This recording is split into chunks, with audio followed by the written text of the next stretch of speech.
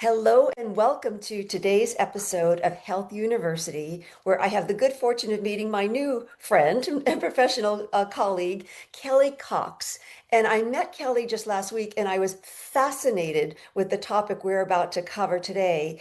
It is called Share the Drop, where she's designed an app that allows people to share breast milk, whether they have it to donate or whether they need it. And I just found this so heartwarming, and of course, it triggered as many questions as it did like ahas for me. So I'm really excited to have you here today, Kelly. Kelly is a registered prenatal yoga instructor, a birth doula, a licensed clinical social worker, and creator of this app called Share the Drop. She's worked with families throughout their childbearing years for more than 15 years, and now she focuses on this program of helping families with access or without access to breast milk find donated milk in their communities.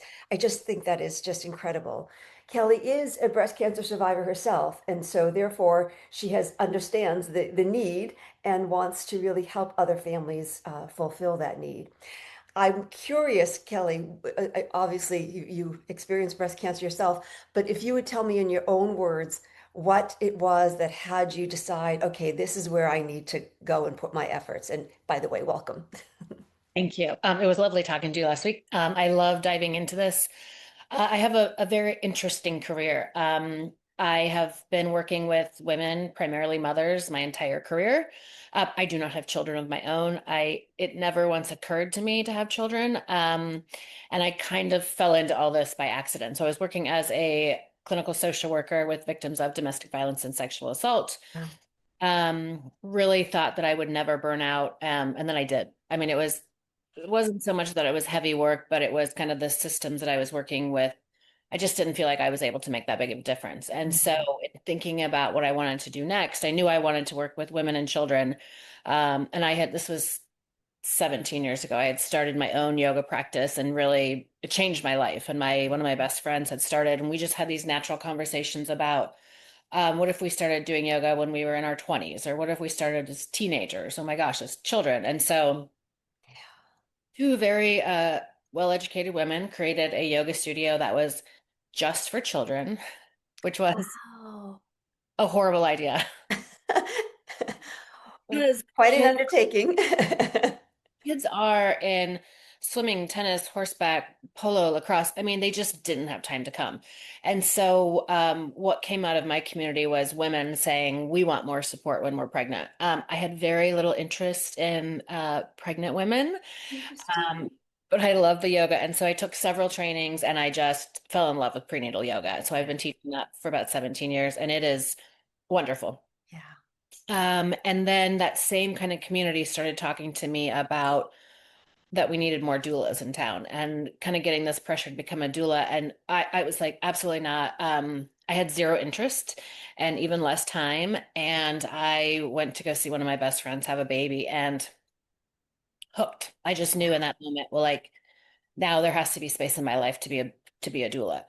So I owned a pre and postnatal yoga studio here for a decade. And so all of my work was thinking about with that therapeutic hat of how is this going to change their relationships? What's going to happen to their career? They have to go back to work, like all these things.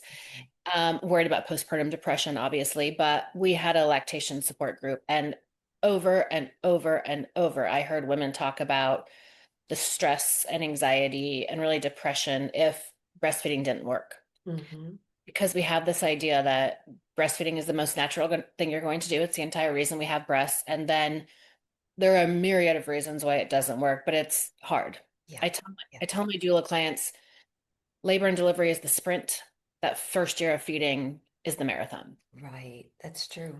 Hmm. And so I was just kind of tired of women kind of hiding in the corner using formula and feeling bad about that. Hmm. And so I was helping just locally, women would come to me and say, I have too much breast milk. Or other people would say, I can't produce enough for whatever reason. And I was always kind of the matchmaker, just locally matching them up, but sent them to very popular Facebook groups where you can get milk. And every single time the feedback was the same, that it's clunky and time consuming and it's all forum based. So it was just messages missing each other.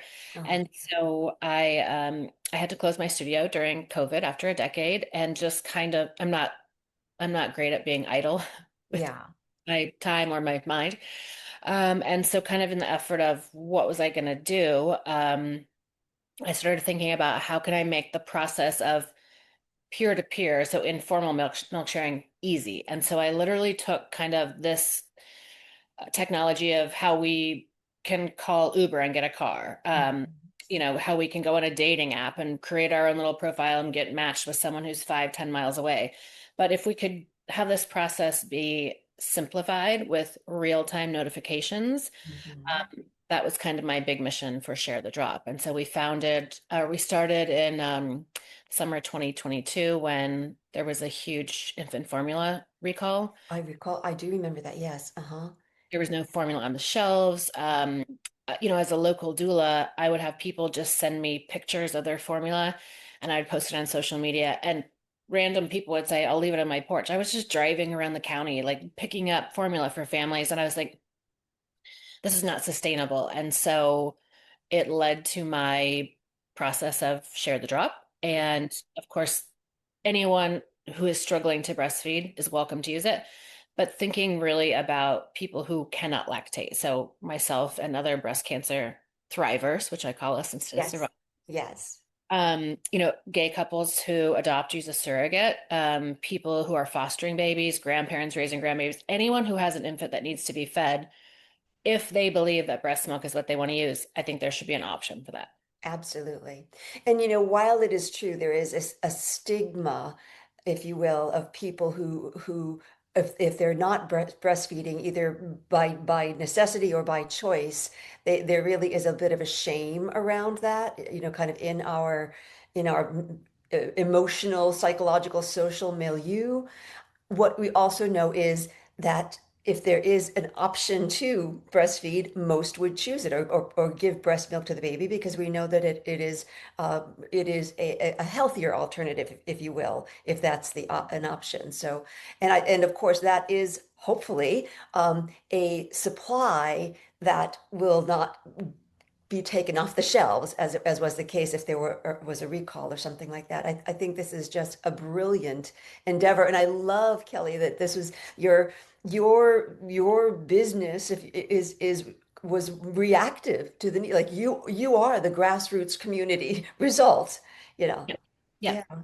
I mean, we have these statistics in the United States, which really haven't changed over decades. Almost 82% of mothers in the United States initiate breastfeeding, which tells us that they know that it's important. They know it's the best substance. At that 6 month point, only 25% of them continue to breastfeed. So what's happening is, I mean, lifestyles. We have to go back to work. We have to go back on a medication that's not going to Mhm. be healthy for babies. I mean, moms might get sick, lose their supply. And so we know that the education is there and breast milk. I am not anti-formula whatsoever. I think we have to live in a society with formula. Babies, so many babies are fed that way. Absolutely. Yeah. So, but I just think in the conversation of breastfeeding formula, there should be another option. And I think that's informal milk sharing. So I'm glad you said informal, because I'm curious, what is informal milk sharing and what is formal milk sharing, and why would one choose one over the other? So formal milk sharing, we have 33 formal milk banks in the country. I wish there was one in every state. I wish that number was much higher. But they will take donor milk, pool it all together, pasteurize it. It is the safest product in the world, but that almost all of that milk goes to babies in the NICU, as it should. So I always tell families, if you are a huge overproducer and you have hundreds of ounces, please, please find your nearest formal milk bank and go through that process. Mhm. You only have enough to just kind of help your neighbors here and there. That's where informal networks like Share the Drop come in. I And see.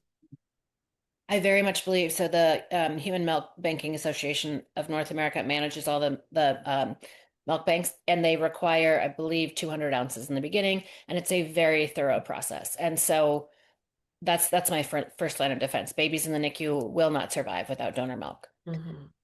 The peer-to-peer method is really finding a neighbor, Yeah. finding someone who will. help get you through a slump or help get you through a month if you can't produce for some reason.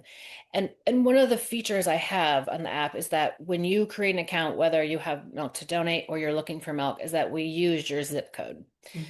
Because I, first of all, want you to be able to get milk timely and never having to pay to ship it, all that stuff. Hmm. But also, I want people to meet other people in their own communities because we used to live in community with aunties and sisters and grannies, and we just don't do that anymore. And so the more support families can get from other people going through the same thing in their own community, I think is really my altruistic hope for the app.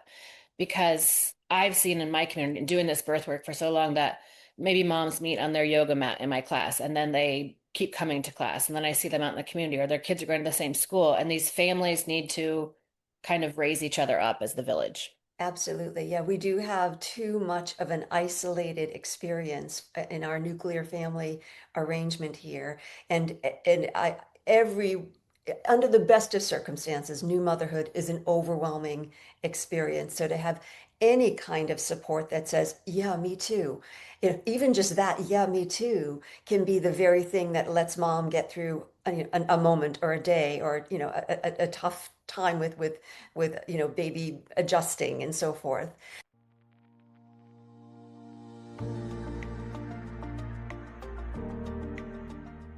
Hey, thanks for spending your time with us here at Health University. I hope you're getting as much out of this episode as we are. And I wanted to call to your attention that there seems to be a theme that we need to detox. It is part of a foundation of resuming health, including your fertile health.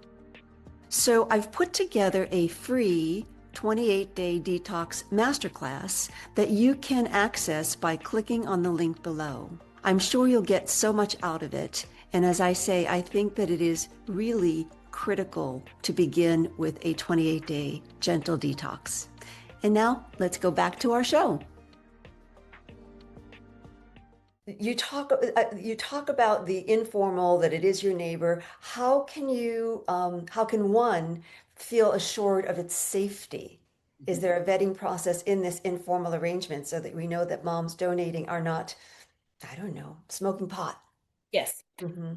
The very one, the our main safety feature, and this is the hill I will die on, is that we do not pay donors for milk. Hmm. I very much understand the time and effort it takes to pump and sterilize your parts and freeze it.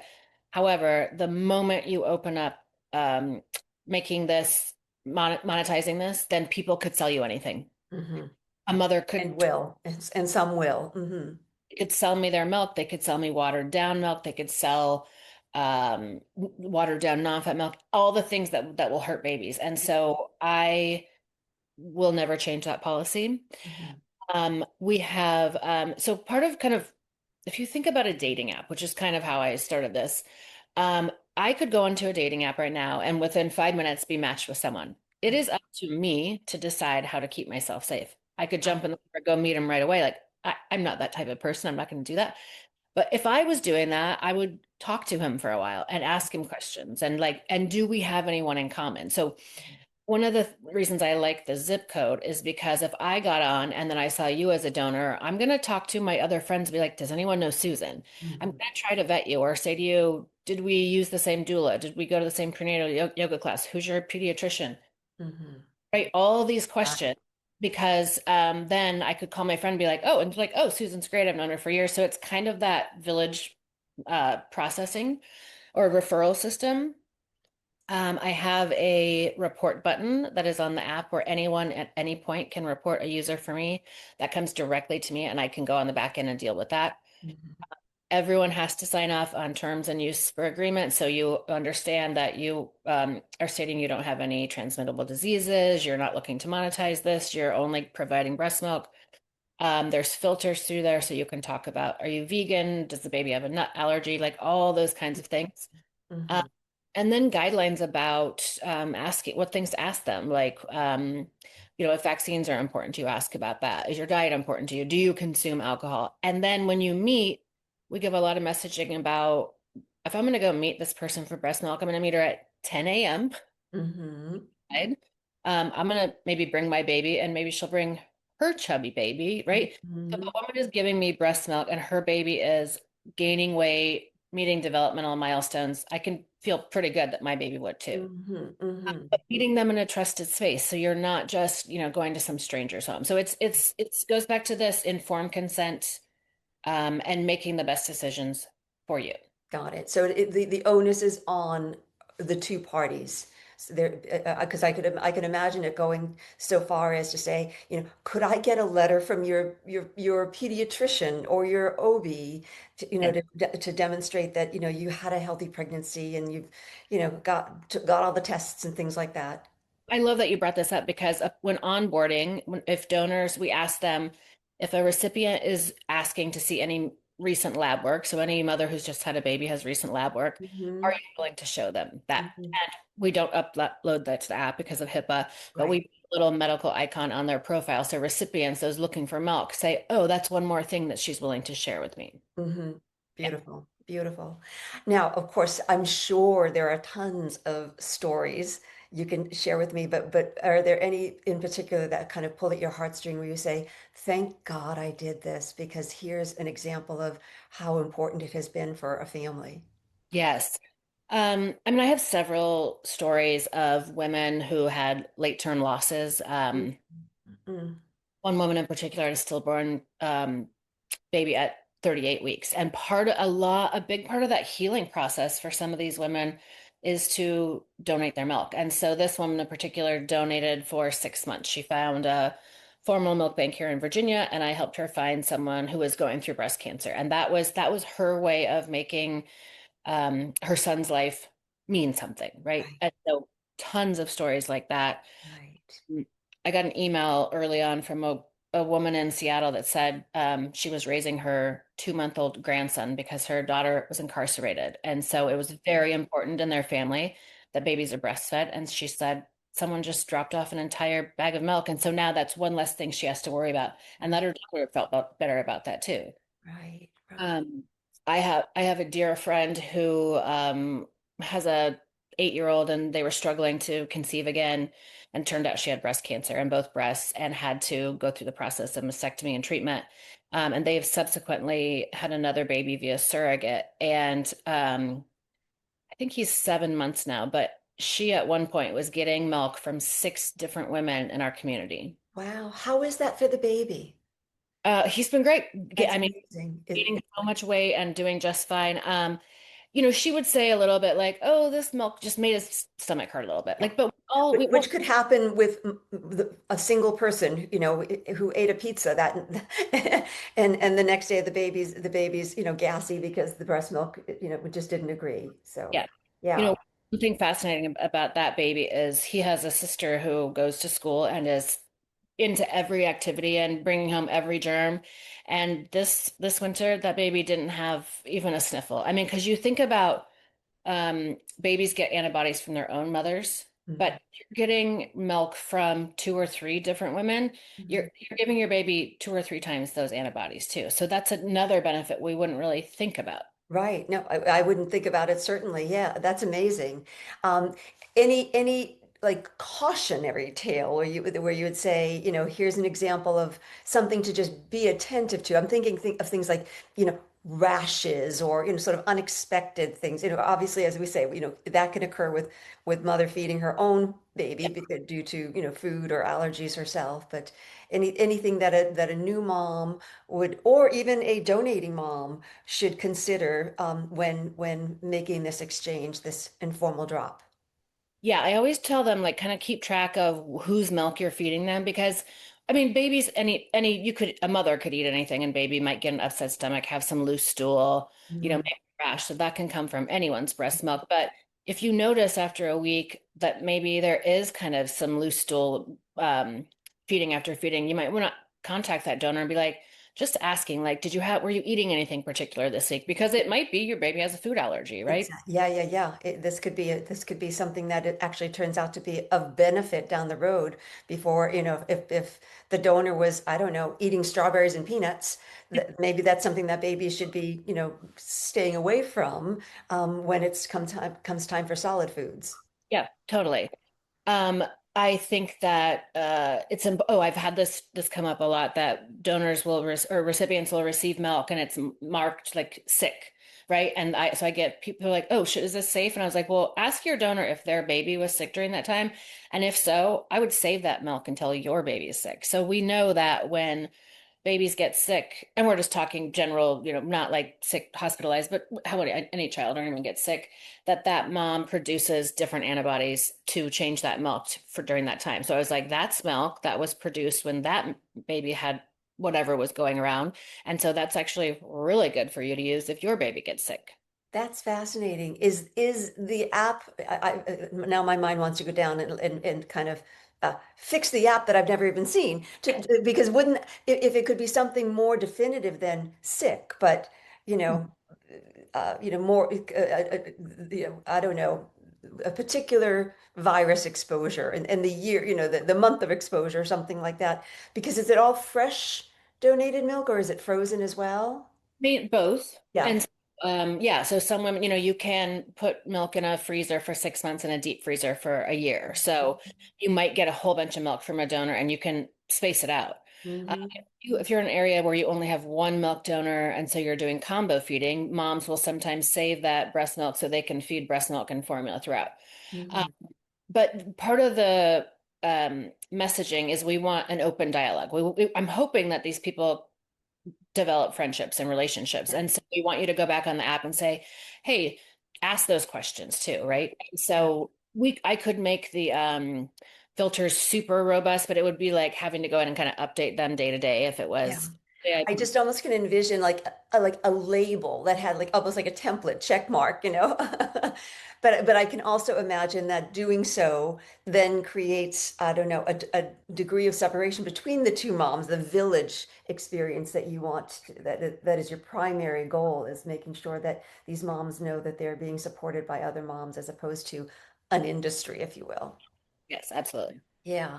Is there anything that I haven't asked about here that you want to say that you want to share? Because it's fascinating and I don't know what I don't know. So I really want to make sure that there are not pieces that I'm missing just by virtue of not asking the right questions.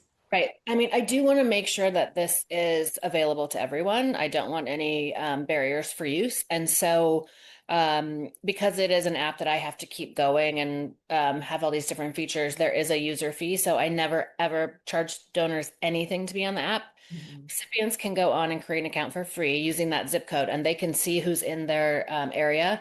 And once they see donors they want to talk to, they have to pay a 19.99 a month subscription fee. Oh God, that's nothing. I know. Well, I mean, in comparison to what formula is costing now, and It's then they have unlimited access to donors and messaging. I do waive that fee if someone is WIC or SNAP eligible, hmm which I do think is probably going to increase because I think WIC and some of those benefits are being cut. Because I don't want it to be someone who's like, I can't afford $19 a month. Great, we'll just waive it. Right. And I kind of to offset that, I have a giving program. It's called Feed It Forward, where anyone anywhere can buy a month, a 6 month, a year subscription for me to gift out. So it covers the cost of those Wicker Snap recipients. But also, if people just reach out and they're like, I'm also a breast cancer survivor and I got milk from my neighbors 20 years ago and I just want to feed it forward. And so that I think is just a good way to kind of help me keep the lights on, but be Mhm. able to gift it out to people who can't afford it. Is this a national organization? And are you in all 50 states? Oh, that's amazing. That is amazing. And do you have a charitable organization associated with Share the Drop? Okay. I hope you will soon get one. We can talk offline here because I can also see how people instead of making a single donation or something, there are people who are looking for places that matter to them to make donations. And this just is like it's moving my gut and my heart. And so I can imagine there's probably a listener out there saying, "Oh man, I would really like to engage with this. So there will be an ability, listeners and viewers, to connect with Kelly. We're going to put all of her information, in the show notes, and so you'll be able to connect with her. But Kelly, I do hope that that's something that is going to be maybe even a 2025 endeavor, a 501c3 or whatever I think it would probably be more the public agency group, 50, I don't know, something A2. Um, but yeah, that I think that sounds great. Now, anything else? Again, I keep telling you that I want to hear more, and then I keep interrupting you. So sorry. I think just what I need, like I have built it. I've been working diligently. I am the entire company. I am the C-suite. I'm doing this on my own, self-funding it. And so I just need people to know about it. Like go follow. So your sofa is your C-suite. Is that what I'm seeing? Um, but I just need people to follow us on all social media. We're at Share the Drop, go to the website, check it out. But just like tell people you know about it. If you have people who in your life who are expecting kids, just spread the word because it doesn't work if you know about it, but maybe your sister who lives in Kansas doesn't know about it, right? And so Exactly. follow us, share it far and wide. That's really Yep. why I And yeah, share this conversation, share this podcast, share this. It'll be on YouTube so that people can actually see you as well and see this conversation. So because sometimes it's a little awkward going to the website, right? To go to the drop down menu to start filling things out. But viewers and listeners, if you can see Kelly, this is. I'm sure you can hear it in her voice, but you can see the intention in her eyes and in her heart that this is something that was drawn from her. This didn't come out of her brain. This came out of her heart. So I'm really grateful for your time, Kelly, and I'd love to have you back, and I'd love to have more stories because I think that as it unfolds, how long you said this has been since 2022? 3 years. Like we launched in July of 2022. Yeah. Okay, great, great. So I would love to see, like future stories of, I don't know, a mom coming in and saying, my kid just graduated from I don't know, preschool or whatever, just to show what a change it can make in someone's life, in a family's life. So thank you so very much for joining us today. And viewers and listeners, thank you for joining us today. And we will be back with our next episode of Health University, where it's all about the learning of you. And until then, I like to finish by saying class dismissed. Hey, thanks for joining us today here at Health University. If you want more episodes like this at Health University, you can find them wherever you get your podcasts. And make sure you subscribe to our YouTube channel so that you never miss an episode. If you have any thoughts or questions, please drop a comment down below. We'd love to hear from you. Thanks for watching, and we'll catch you at our next episode of Health University. But for now, class dismissed.